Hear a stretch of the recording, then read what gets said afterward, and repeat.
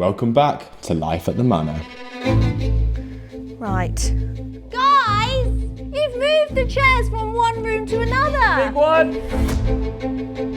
It does seem as if we've moved everything from one room to another, James. We actually found some old clothes, which we think are Beatrice Loasley-Williams. Alan! I've just realised, Al, we've got a massive crack in our house. Just gathering together a few antiques to take to Rolfe's. Our box just fell apart with all the valuables in it.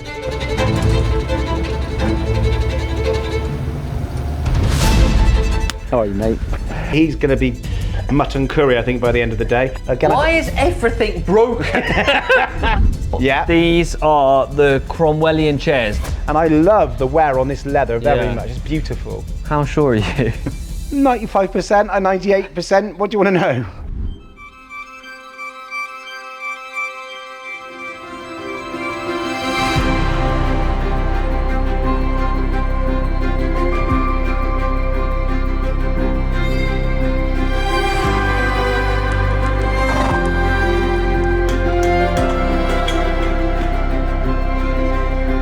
You've got more space than you have liquor. No way!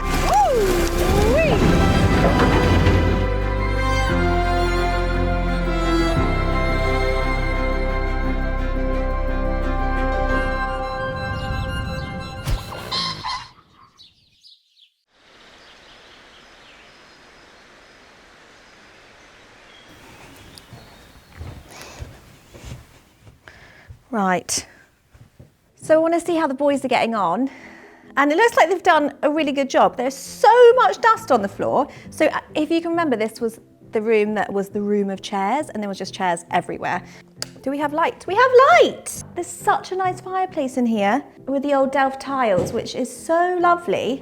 It's amazing that you can just like actually see these rooms for what they are. And if you remember, they cleared out the other two rooms, so this is the third room that they've cleared out. They've left a lot of stuff in the hallways. And then this was George's old bedroom that they've... Oh. Guys! What? You've moved the chairs from one room to another. Hey? You've just moved the chairs from one room to another room. Yeah. Well, that one, we had emptied that one, so we thought we'd fill it again. It had been a long day. I was ill, to be fair. I was ill and it was dark. What are we going to do with all these chairs? Well, at least they're in one place. Oh, God. Guys! We're in trouble. Supposed to move them out of the house. Well, apparently they are very valuable. That's what Caroline tells me. They're Cromwellian chairs, but in order to find out, we're going to have to check back in later in the video. So we thought we'd just move them into this room instead. Safekeeping. Absolutely. Perfect. Don't focus on this room. And but this one is empty-ish. This one was empty. Well, you know. Okay, so the room of chairs is now this room. James. Well, we'll move them into the squash court eventually. Is this Emma being angry? We did actually clear this room, and also the carpet's left a whole load of debris. So the plan now is to skip that without taking all this through the main house, and finally have another room clear, another room to tick off the list, and this is going to be our ensuite bathroom, one hopes, with a nice fireplace. And look at that. Out the window. Oh, ow.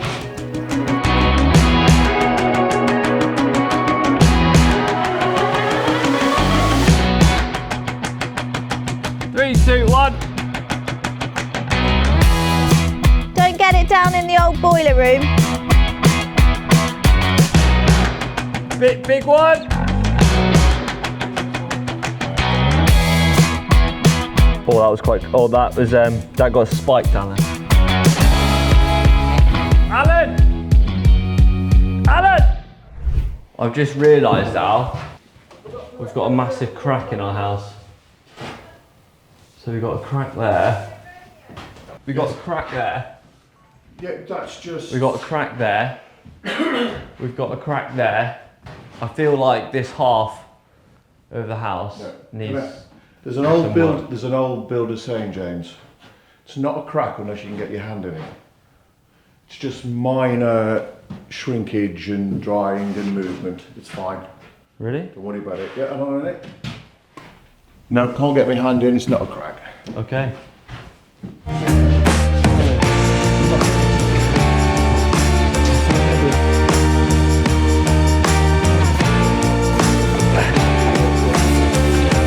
Yeah, this is coming. It does seem as if we've moved everything from one room to another, James. So is there? Why have we got it? There's all a here? plan and a process, like everything, Alan. I like and the process. you know what happens? Yeah. One room gets emptied, and the next minute it gets filled. But that being said, we have thought of a little bit of a process, and that is all the rubbish we fill up in the skip, all the stuff that can go out the house will go out the house in the squash courts, and all the furniture and the stuff that doesn't want to be outside, we thought we'd put in this room to go through a bit further. Because there's some interesting stuff in this room. I can't wait to get stuck in. I know, this room I can't wait for, so you'll have to subscribe. It's totally free. Please help the channel. And we're going to go through this room because this room really does have some serious gems in it. Just that I thought, because I'm of an age where I don't really do technology and YouTubes and television. Yeah. Is it an easy thing to subscribe? How do people actually do it? Is it click on a button or press something? Is that it? Just click on the subscribe. And it's there on the page. It's totally free, Alan. Is it? Alan, I've told you this for the last year, and you still haven't subscribed. No, I haven't actually. To me. How you doing there, Alan? Whilst James now continued to play their role as removal men, Emma came across something rather special. So in these cupboards up here, we actually found some old clothes, which we think are Beatrice Losley Williams. And they have obviously come back from the dry cleaners. And I think this one was Stroud, but it said they had Dursley, Tetbury, Stroud, so it must have been a kind of chain of laundries in its time. And yeah, there's the most amazing dresses in here, but they haven't really been looked after because these boxes aren't really the best. They're just cardboard boxes, and some things have been moth-eaten, so we need to kind of get everything out of there because I don't know how much is in there. But this is some of Beatrice's old clothes. These amazing dresses. This one was obviously made in New Bond Street in London. But they need a bit of love and care, and see what we can salvage and what we can't. But yeah, another amazing find. I really want to see up under one of these floorboards. First thing to do is repaint it. But yeah, this is hopefully going to be the ensuite. So luckily, no planning needed. Is that painted? I think somebody's made panelling out of that rather than an just- door. Let's have a look from the other side, James. Do you reckon? Yeah, it's not made as a door. Sorry? Somebody's just panelled it in rather than made a door out of it. So don't break it, is that what you're saying? No, you'll break the tongue and groove on this timber, that'll split. Oh, that's already split. Yeah, well, we can fix that. That's an example of how old light bulbs used to be dangerous when they used to get hot and set fire to lampshades in the skip. In the skip. We'll take that, nice little thing. If you like ghosts. I'm actually a goat, apparently. Oh, you're a goat. Yeah. Is that a Like star astrology sign? thing, yeah. Oh, perfect. So we'll keep that. You're many things, James. Yeah, goat's probably greatest of all time. It stands for. Well, I'll leave you with that.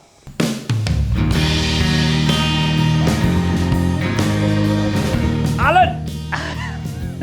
Did you get that, Seb? You're not a spring chicken anymore, lad. Another room done.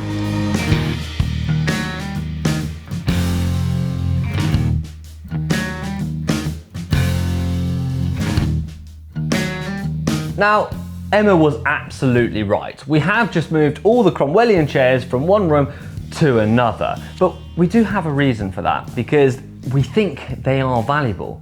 But in order to find out how valuable they actually are, well, we've been invited to John Rolfe's auction house. And I thought I'd take a chair and some of the other valuables to find out from a professional if they're worth something and if they're worth keeping. Right, time to head over in a nice old Land Rover. So this is a Land Rover that's going in the auction this week, and I thought it'd be really fun to drive it over, deliver it to the auction house. This is a Series 2. It's a 1961 to 1971 Land Rover Defender. It's a short wheelbase and it's military spec. So you've got the spade at the front, the wheel on the bonnet, the searchlights either side, and it's also got this kind of like matte green look about it. And I also love the black vintage number plates. I think it's really cool. Don't love the LED strip light, and if you're from Cornwall, you'll recognise the Cornish flag. Said behind the camera is Cornish. Anyway, time to load up the antiques and head off to Rolfe's.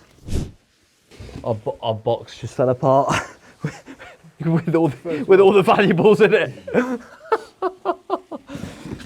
I think we need to carry it from the bottom. Yes, absolutely. I've got him. Watch out. These steps are slightly uneven. Here we are. Load them up, mate.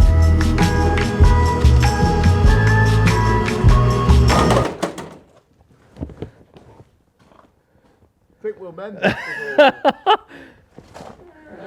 Can you hold that up? We'll leave that there for a minute. Now, if you've seen the video when we went antique hunting in the main house, we were using a chap called John Rolfe, who is a kind of antique specialist in this area, and he's also got an auction house just 3 miles away. Now, he wanted us to deliver the Land Rover to his auction house for the auction on Sunday, and we thought it was a great opportunity to load up the Land Rover with some of what we found in the main house. Not to sell, more to tell us what it's all about. More about them. More about the Cromwellian chairs and a bit about our pottery and pictures, and so we've got an array of different things we found to bring to him. Now, if they're worth £1 million, I might have to sell Give them, me a rise. and I can give him a rise. But time to load up one more chair. How are you doing with that? Because it's actually quite heavy. It is looking heavy. There we go, look at that, fits like a glove. I love Land Rovers because they're just so analog.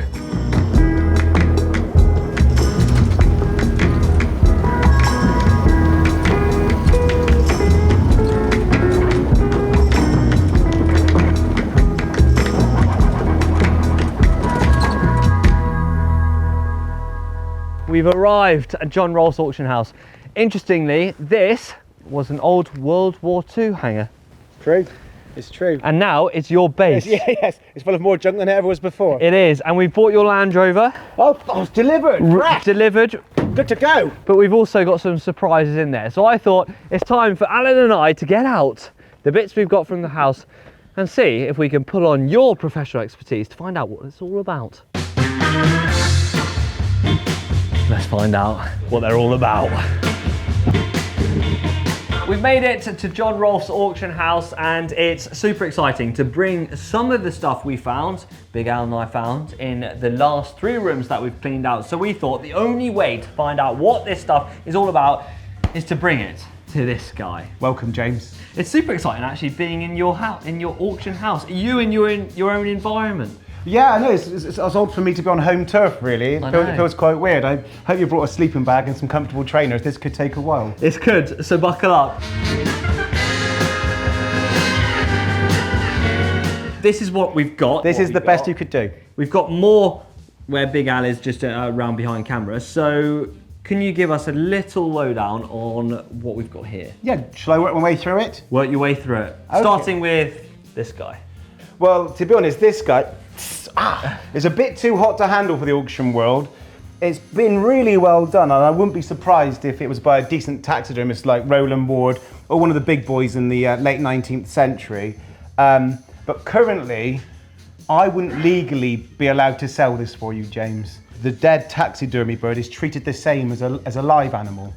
So if you were to sell me a buzzard or a falcon, you'd need a license. If you were to, Oh, really? And if I were to sell a buzzard or a falcon stuffed, I would need the correct certificates and licenses to do so. I don't love taxidermy Oh, either. dear. So what do I do with it? That's a very good question. Give it to something you don't like for Christmas.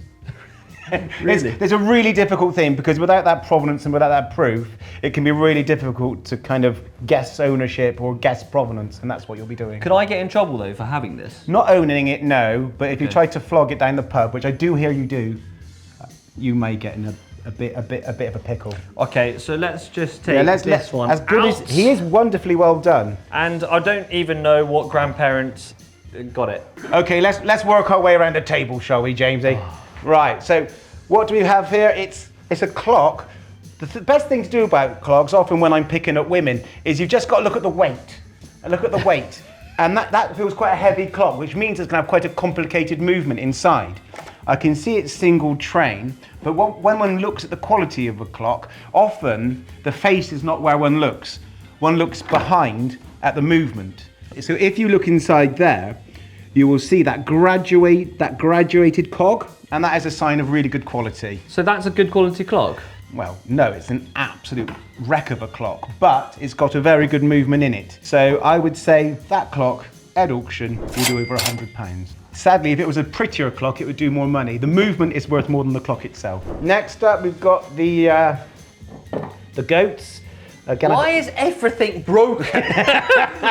Over the last 3 generations, just everything managed just to get absolutely wrecked. Oh dear. So yeah, this chap's having a bad time of it. He's going to be mutton curry, I think, by the end of the day. Anyway, so the goats, they are solid bronze though, and they've been cast incredibly well. If you look at the details on the face here and the horns, they are very well done. I mean, you can even see the individual threads of fur on his coat there. Oh yeah. What I'm trying to find on this is a signature or a name. Like good paintings, bronzes and sculptures are classed as fine art. And this looks very similar to a French bronze sculpture by the name of Manet. And I've been looking, and to be honest, it's so filthy that I can't see. But if we could find that, and underneath the thick layer of detritus of years of dust at the Chavenage house, then yeah, if it's by Manet, chances are very slim. It's going to be around about 3,000 to 5,000. Oh wow! I doubt it is. I although it does have age, I think it's the circle of Manet, and at auction around about £150. Right, so we've got £250 there. 250. We're not doing as well as I would hoped. No, you never do. No. Standard. Standard. Moving around the table, we've got this chap. Yeah, Big Al has some quite strong obsession over this alligator, because now we know from the last video that it's an alligator. It is an alligator, yeah. You set me up there, didn't you, really? Yeah, it is an alligator, isn't it? You can tell by apparently the rounded snout at the end there. There we go. We all knew that. We all knew that. Shh, of course we did. Thank you, viewers. Of course we did. Of course we did. I think he's quite a decorative thing. You can see him on the wall of a gentleman's club or in a man cave, can't you? Or in the toilet. Anyway, we'll move on. I can see that quite happily making over £100 at auction. Yeah, he's quite a handsome chap. I think maybe the agent could do a lot more, but let's not get too excited. Condition isn't great. Oh dear. Okay, so what we've got here is... I think actually one of my great-great-grandparents' ashes were in there, and then Alan decided to pour it into the bin. Is that true? Yeah. Well, crikey, it smells like one of your great relatives. Right. It's in the Chinese style, and what they did in China, often in the late 18th, throughout the 19th century, is made porcelain for the European market, for the European tastes. Yeah. But this is a European copy of a Chinese vase made for the Europeans.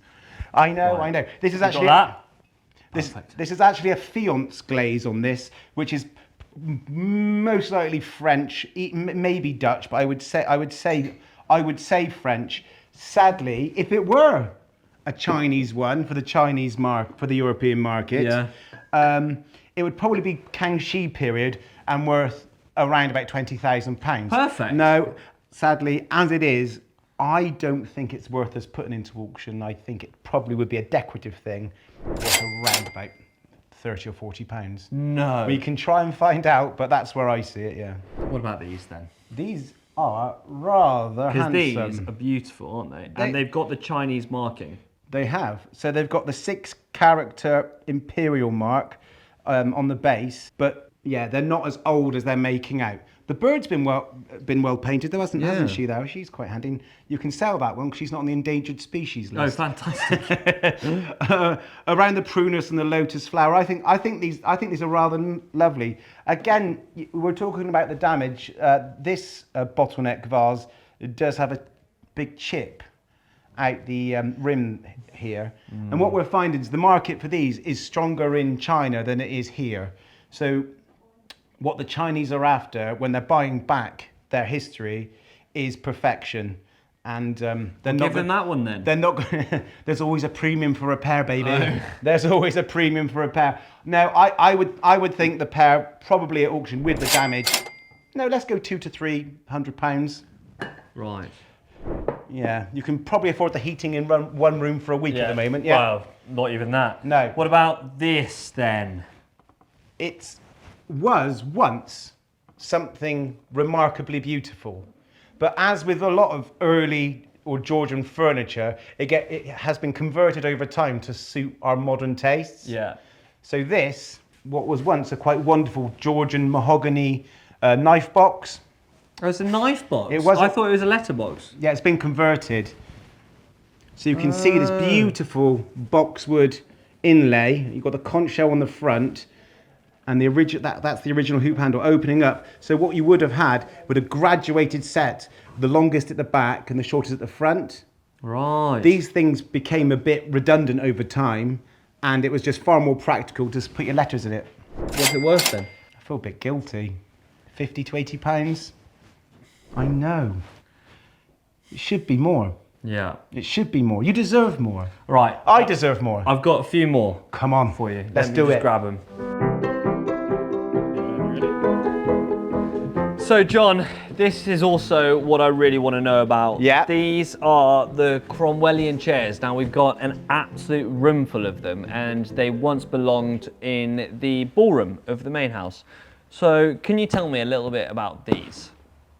How sure are you that these are period Cromwellian?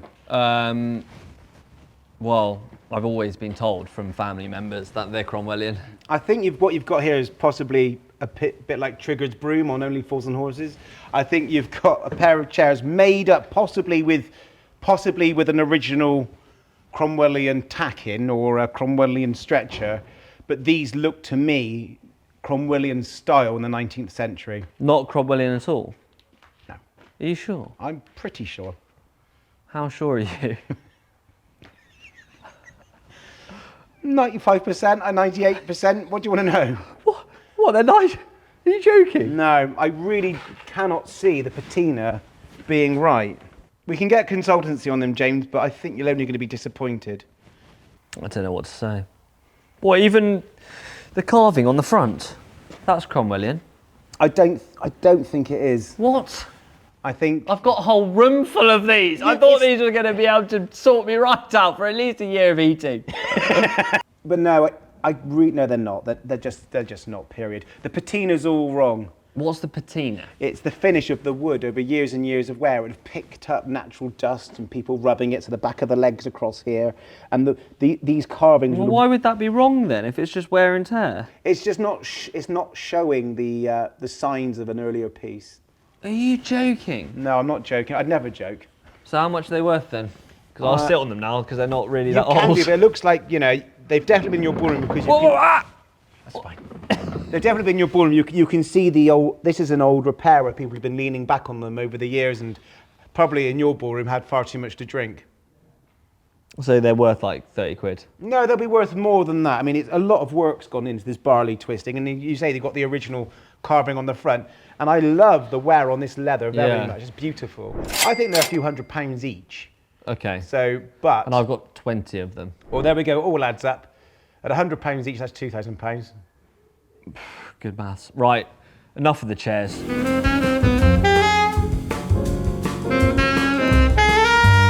Now, before we move on to the last lot on my list, I thought I'd also bring some of these. Now, I found these in the rooms we cleared out. I know nothing about them. John, can you tell us about them? It is oil on canvas, as is her partner here, but the paintings are really quite immaterial.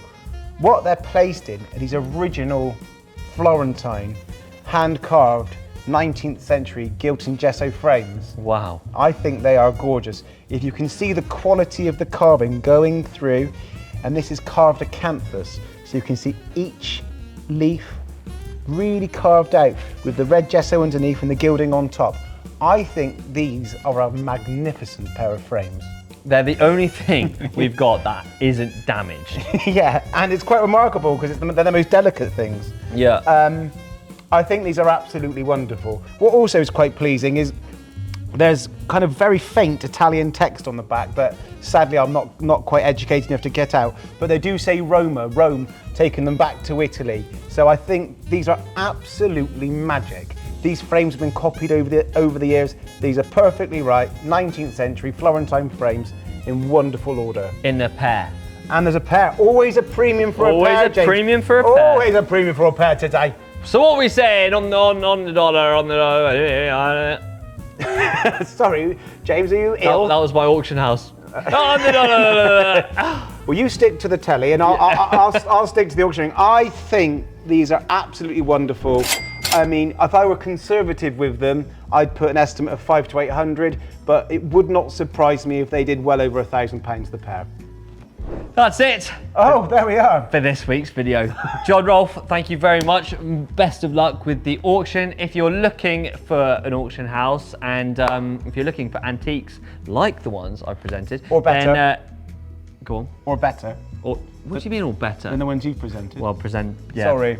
Yeah, no, yeah, maybe. Anyway, we'll check back in with you next Friday. Thank you so much, John. See you later. Take care. Thank you. Bye.